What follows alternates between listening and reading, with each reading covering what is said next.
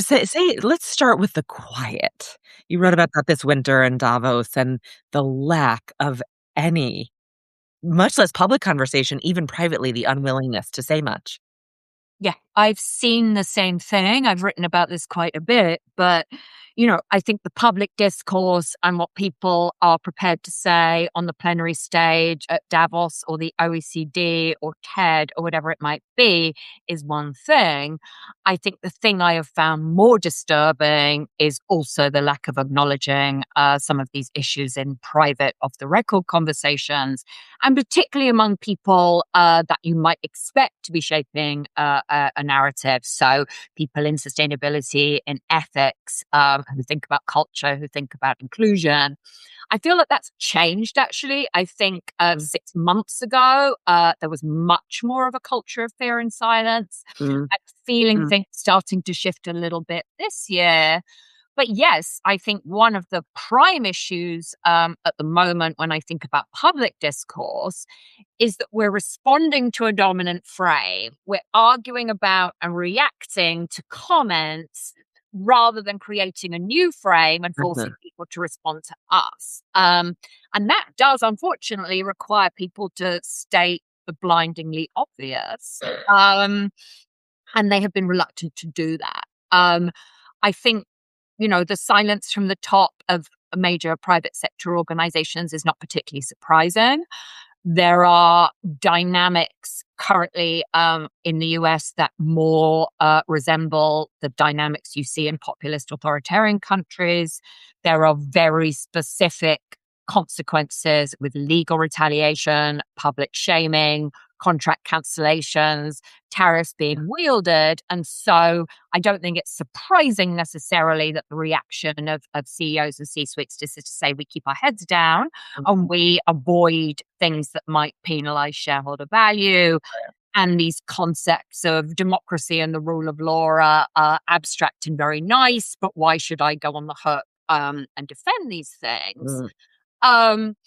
And I think one of my conclusions, which is not, I think, necessarily reflected in higher ground, is actually corporate leaders are only going to follow social dynamics. They're not going to lead. And so I think it's fascinating that on AI specifically, and it really feels like in the last couple of weeks, you've started to see this discourse emerging. It's wildly unpopular. We've seen the kind of community responses to data center construction emerging over a long period. Now we're really starting to see these things hit financially. We're seeing the Wall Street Journal even kind of reporting AI is broadly unpopular. Interestingly unpopular in a really bipartisan way. And so I think maybe the thing I'm reflecting on is where you see leadership coming from today is not from the people we might expect leadership from. It is from people who are less powerful, but more numerous. And you see this, you saw this also most strikingly in Minneapolis earlier this year. Very, very striking that you saw members of the general public out there protecting their neighbors and community members, in some cases literally giving their lives. And then you saw the corporate sector finally being pushed into taking a fairly diluted and risk-free position. But that was a very good example of where the corporate leaders, the people who have the power, the people who have the money, are following the general public. They are not leading or shaping public perception. And I think that's interesting. Interesting and a little concerning. I mean, look, Minneapolis was a story of heroes, obviously, clearly, right? Just like good, old-fashioned, I would say somewhat American civil society neighbor support, like holy, no question. Things like AI, global supply chains, healthcare and public health, in my humble opinion, the masses aren't really equipped to navigate these very complicated new situations. So I think we need some experts leading there. No? We do. We're just not really hearing much from them. I think there are commentators talking about AI. I had a discussion in class with my MBA students about private equity investment in healthcare recently. And it was quite interesting to me how many of them were like, well, we're going to have universal healthcare in this country. It's going in a certain direction. I was like, I don't know where that comes from. But that was a pretty interesting view from a bunch of MBA students who you might have thought would think differently. Mm. But yes, I think one of the things that has been most disappointing for me is that the people you would expect to be shaping this counter narrative from the top with the expertise, with the money, with the influence, have broadly not stepped up to do so. Yeah. And there feels like a real kind of narrative void here. And very few people willing to fill it at the moment. We'll see what happens as Right. consequences. I think it really does seem to me like, without being naive, I mean, I've been in social impact, nonprofit first, impact investing for decades, as you've been in this space too. And there's always been a business case, right? Your colleagues at Stern, Tansy Whalen was such a great leader in all of that and measuring it. And I think that that's real. Not always. Obviously, there's some costs and trade-offs, certainly. And then I understand private individual greed and ego and, humanity is what it is. I understand that too. And it just seems like a lot of this, again, is counter medium term, much less long term shareholder value and brand record. So what is it just that fear? I mean, again, the punishment is real. So I understand there's some specific and tangible fear. But what else? Why aren't these leaders willing to make the case that this is horrible for business?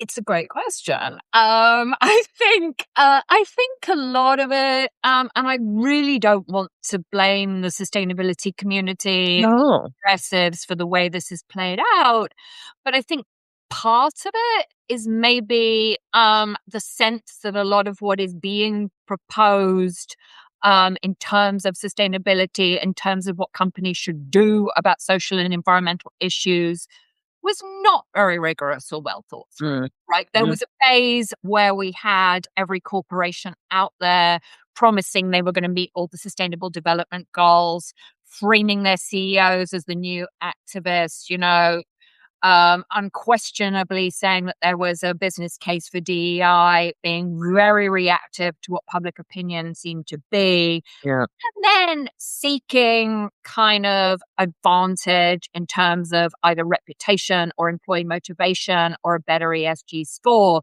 So a very sort of instrumental attitude to all these questions. And so I don't think we were ever coherent about how far we are expecting a private sector organization to go to solve these wider problems and on what grounds and using what criteria. Yeah. I don't think we ever were rigorous about what we are expecting from the government, what we're expecting from business. There was a sort of trope of only business has the reach and scale to solve these kind of societal problems, therefore they should. Maybe little consideration about political leverage, what the appropriate role of the corporation was, how you can think about and balance all these stakeholder interests. It's not enough to say it's all just a win-win. There are very complex trade-offs. Yeah. Often the companies, and we're seeing this today, I think as well, often the companies that made the best faith effort to be accountable and transparent actually just got the most blame from the sustainability community. So certainly also a sort of the perfect is the enemy of the good, Right. a bit of a purity contest. And so I think part of the problem is that a lot of those ideas have become unpopular.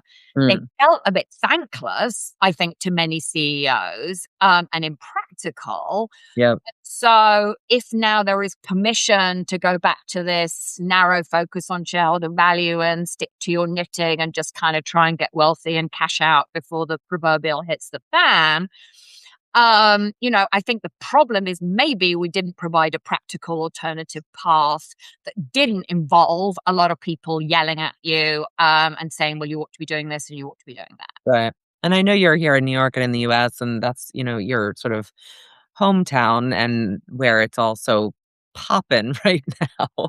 But it looks a bit different globally, or is it the same story? I was just talking to someone in Europe this morning, actually. I mean, I think when Trump got elected or came into office at the beginning of last year, and there was very immediate, there was Doge, there was the gutting of USA, there was, a lot of very kind of rapid moves that were certainly worse than I anticipated. I felt pretty confident that Europe and the rest of the world would provide this counter narrative and push back. Yeah. Even, for my own work and own business, I was like, well, I'm going to be only working with European companies Yeah. for the foreseeable future.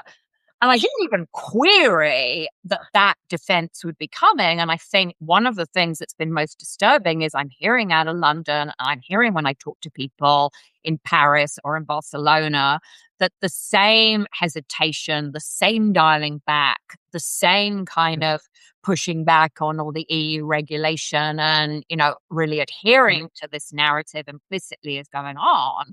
So that's been a real surprise to me. And I think Yeah. disappointment. Yeah, indeed. Well, on that note, let's go into the past a little bit. Maybe we can. But I was listening to you on a podcast the other day, and I didn't know your background kind of started out in corporate investigation, if I'm getting that right, and fraud. What a fascinating place to come from. Say a little more about that work. Has that informed where we are today for you? Yeah, I mean, I think and to sort of close the loop on that, I think sustainability I've always been pretty critical about. Anyone that's been following my work, I've always kind of called out some of these issues, whether it's with ESG reporting or the goals or the sort of lack of political accountability. But anti-corruption was an area I spent 15 years working on. And so that to me, like the pushback on the FCPA, the absolute raging corruption you're seeing out there, that actually is the thing that really, really, really winds me up. But yes, I spent 12 years in anti-corruption investigations, due diligence, anti-fraud, anti-money laundering, working first of all in the Middle East and Africa, then in the Americas.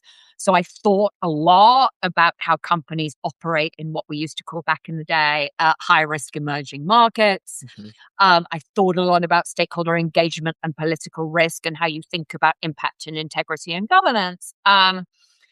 One of the things I think you discover when you do that work is the facts don't matter nearly as much as leadership and judgment and culture. So had numerous experiences of doing, writing reports, providing advice, saw it being overridden by people that just wanted to do the deal anyway. Yeah. Started, therefore, to ask wider questions, one about culture and leadership, which took me to study organizational psychology, and then to thinking about a different frame for how we might think about ethical business that was less about legal compliance. That took me into sustainability. And then when I entered the sustainability sort of social impact world, I was like, wow, here is a completely different theory of change, Sure. set of jargon, set of people, ideals, ideas. Um, I found the lack of connection between these questions of kind of governance and Mhm. integrity and corruption and the sustainability field. Mm. I still do. I still think that's very revealing in how companies think about these questions. And so I've been trying really to join the dots Um, in these two areas for a and very what does that look like if those are talking to each other more? well. Let's just get really practical. In most multinational companies' approaches, you will see one set of claims and goals and KPIs and accounts in the sustainability report and on the sustainability website. And then you will see a completely different and countervailing behavior from the government relations team. So very, very common to be setting a net zero goal over here while lobbying like crazy against climate legislation over there. Very, very common to be talking about worker inclusion and dignity while resisting, increases in the minimum wage. Yeah. Very, very common to be talking about women's empowerment while donating to the campaigns of politicians who are undermining women's reproductive rights. And so that kind of siloed, split screen approach where everyone's doing their job in good faith.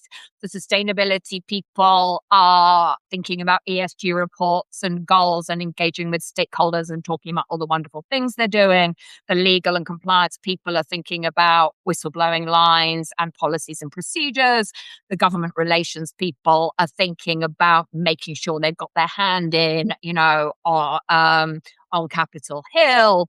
The communications people are thinking about a nice narrative. Everyone's doing their jobs in a good faith way, but the overall picture is indefensible and incoherent. And so, unless we're thinking more systemically about the organization doing what it's saying, then I don't think we address these issues. And I would rather see, frankly, less ambition and less kind of highfalutin claims and more focus on aligning these various things. So, make sure you're saying what you're doing. I think it's okay to say this problem is something that we can't solve on our own, but so don't be undermining other institutions in society that are actually trying to drive this accountability. It's okay to say we can't meet a net zero goal, absence regulation, absence carbon price, et cetera, et cetera.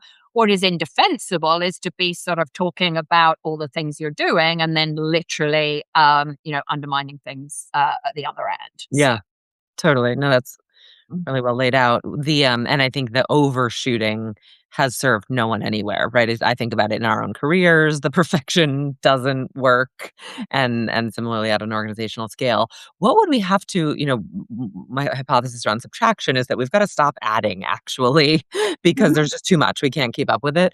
To get there to where everybody's kind of arguably doing less or shooting lower, but coordinated and coherent, what do we have to take away to make that kind of collaboration happen in organizations?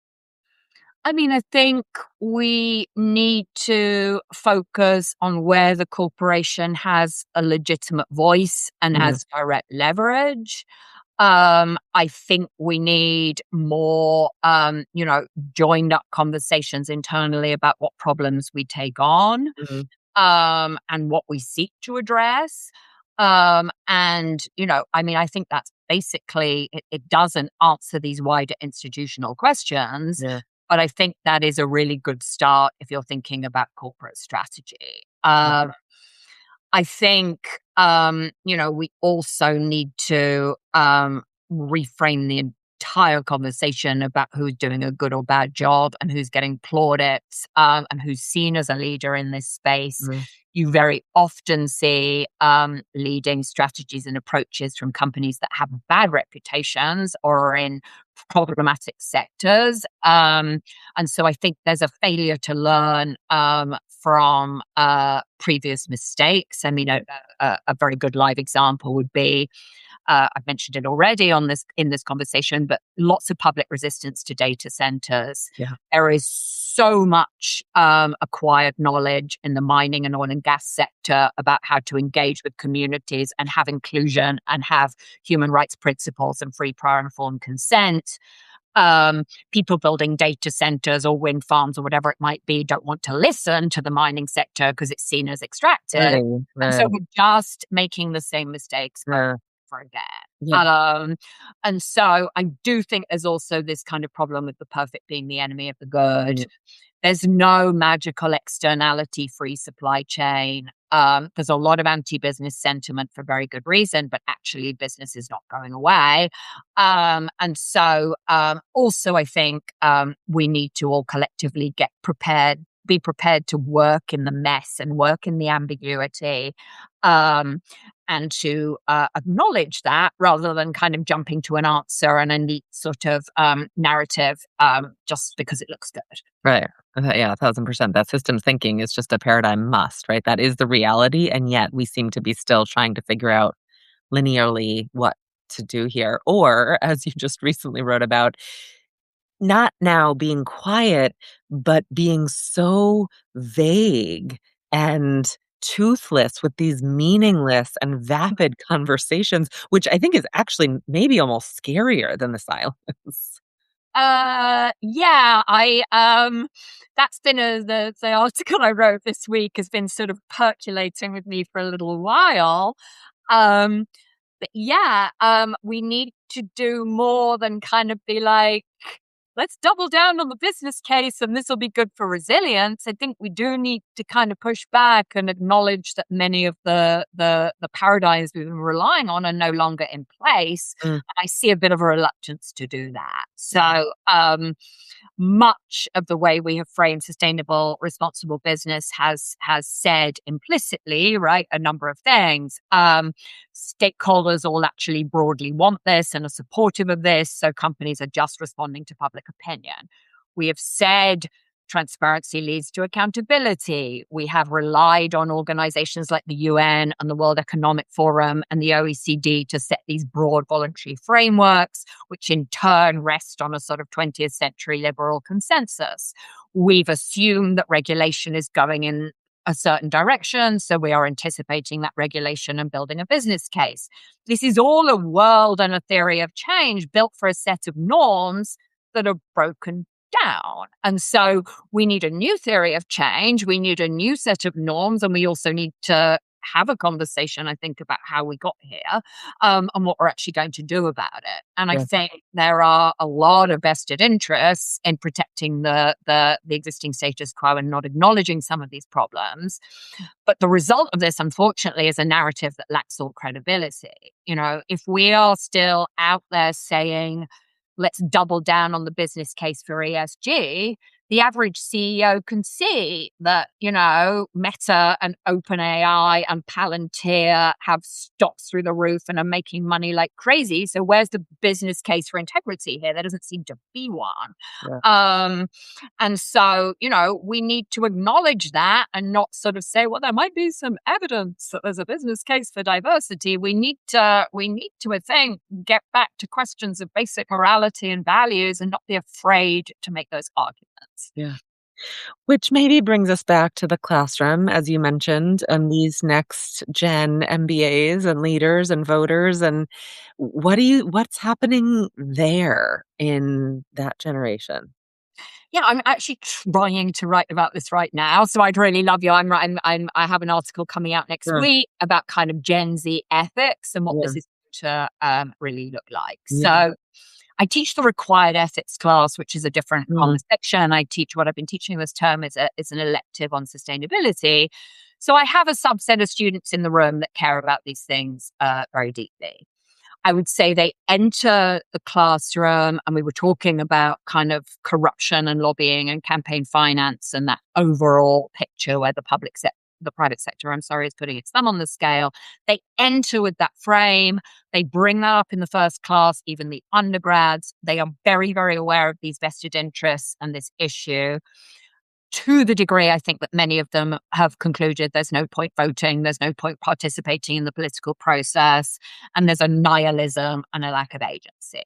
So that's the kind of baseline culture I see in the classroom.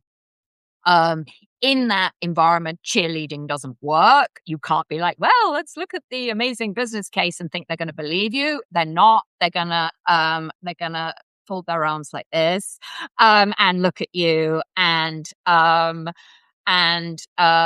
just not be convinced. They will raise the accountability gap. I hear the words performative and authentic in almost every class I teach. And that's just performative. They're just doing that for PR. So they are very, very attuned to that corporate hypocrisy, very good at reading it. mm, And they feel broadly disempowered. So what you have to do, I think, teaching them is to kind of lean into that nihilism a little bit. So I get the debates on the table. It's not that there is a universal case for doing these things. Let's examine the critiques. Let's look at what went wrong. Let's have a role in shaping something better. And so I think the challenge is leaning into where they are and meeting them where they are and then providing them a sense of empowerment and impact and way out. That isn't Pollyanna-ish, but doesn't further fuel their nihilism. So that's mm, what I try and do, but it's pretty challenging. mm. Um, I think And what happened to I mean, I feel like, there was such a narrative, but again, this is already several years old, if not even getting toward a decade of the, demands really of brands to do some of these things. Is that just not your kids, or do you think that was a moment that actually has expired as, the falseness of that has been exposed so thoroughly? yeah, so I mean, some of my MBAs were at work during that kind of, peak George Floyd era. Some of them, kind of took part in that. I've been having a conversation recently, were kind of brought up and socialized with this idea. Yeah, you bring your whole self to work. Your corporate leader is going to stand up for you, is going to express your voice on these issues. This is the way that you have impact. Um, I think a lot of employees did buy into that. But it's been shown pretty comprehensively to be false. And so what I think I've heard very specifically within the last week, right, is, corporations were standing up on systemic racism and all these questions. Broadly speaking, also took quite aggressive positions on supporting Ukraine and pulling out of Russia. There was a lot of scrutiny on those companies. And then you move forward and you have things like Roe versus Wade on October the 7th. And so specifically have heard, from Jewish employees that then expected their CEO to stand up and express some kind of sympathy and empathy for what had happened because they had been so vocal on Mhm. Russia or whatever it might be. And that had not been forthcoming. Um, and so I think there is a sense of kind of betrayal there. I Mm. think there is a sense that nobody ever really kind of was prepared to show leadership. And I think a broad questioning of all that rhetoric for very, very good reason. Yeah. Does some of that start to qualify as moral injury even? Yeah. I, Yeah. I, I think, I think there's pervasive moral injury at the moment. I read papers about ethical challenges. So I get a certain lens. I think some people are very happy. But you're seeing, I think you're seeing this emerge in all sorts of ways. For people on the line that haven't read it, there is a really wonderful viral Substack article by a guy called Alex McCann called The Death of the Corporate Job, that really talks about how young employees are getting these jobs. They think they're bullshit jobs. They want the healthcare. They want to sit in the office, and they're sitting in the office doing these jobs they regard as bullshit and starting to kind of create these side hustles. So the complete lack of loyalty, the view that you just do this while you can till you can set up your own thing is, I Mm. think, one thread here. I Mm. think a second thread is there's been a recent survey where 44% of Gen Z are admitting to sabotaging the AI rollout in various ways. Um, and so I think there is, it's certainly, I think does qualify as moral injury, but it's a lack of respect for hierarchy. Mm. It's a lack of respect for today's leaders. Mm. Um, and a view that we're going to need to kind of recreate our own new frame of ethics and accountability because we can't rely on current corporate leaders to do Right. that. Right. So, uh, Affirming in some ways, and yeah. recently. Right. Right. Right. Think it's I mean, great, amen. Certainly, this system is looking pretty bad, so fair enough, but it just seems a little bit unhinged and unrealistic. It's revolution is scary. If you really think about the revolution or the toppling of the Fortune 500, like, that's not pretty for a while, that's an ugly transition.